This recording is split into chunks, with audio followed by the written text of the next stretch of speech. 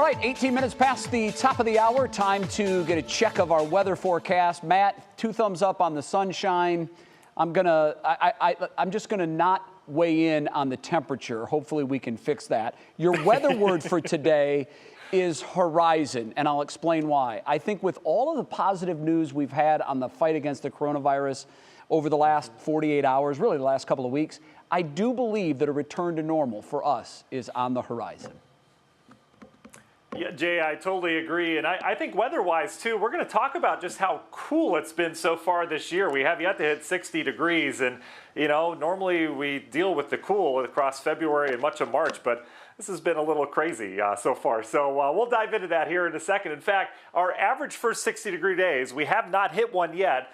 But our average is actually Valentine's Day. That's when we get at least 60 degrees out ahead of a cold front. We have yet to do that. It's been at least 6 years since we've been this late in the season to see that 60. But next week, as we look forward, I'm not going to use the keyword now, but it does look like we're going to have some 60s next week. Should be pretty nice. But boy, we didn't hit it today. It is cold, especially out towards the east. Temperatures near freezing out in the snow belt. Gets warmer as you head out towards the west, even towards Toledo. It gets warmer. You see the big picture. The core of this cold air continues across the northeastern half of the United States, and it gets progressively warmer underneath that ridge where they've had 50s and 60s. They're going to be talking 70s and 80s in the plains next week. So why so cold here locally? Well, if you've joined us over the course of last week, we've been talking about this low pressure that went up into Canada, and it is stuck. This pattern is stuck, so we continue to get this reinforced shot of cold air out of Canada aimed right at Ohio. You can see out towards the plains, though, you get that ridge.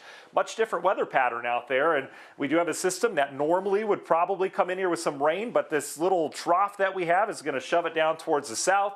So it's not going to impact us, but we're going to stay on the cold side of things as all the mild air is kind of stuck in the plains. This will head east as we go through next week. So as we look on the horizon towards next week's forecast, things looking pretty nice as we bring those 60s in here to the forecast. We've even had some snow flurries today out in Ashtabula County. This will continue. That's a late bell. That's okay. You can see that we're going to continue with these lake effect clouds with that colder air. Sunshine elsewhere. We're all into the 20s tonight. But as we look forward to the weekend, we're going to have lots of sunshine. We'll have some come and go lake effect clouds out towards the east. I don't think any snow out of those tomorrow. Just a cold Saturday. Another little wave comes in your Saturday night. This may kick off. Yeah, some more flurries. Most of us will be sleeping during those hours. By Sunday morning, some clouds, kind of a reinforced shot of cold air. So 2 cold days this weekend with highs in the 30s.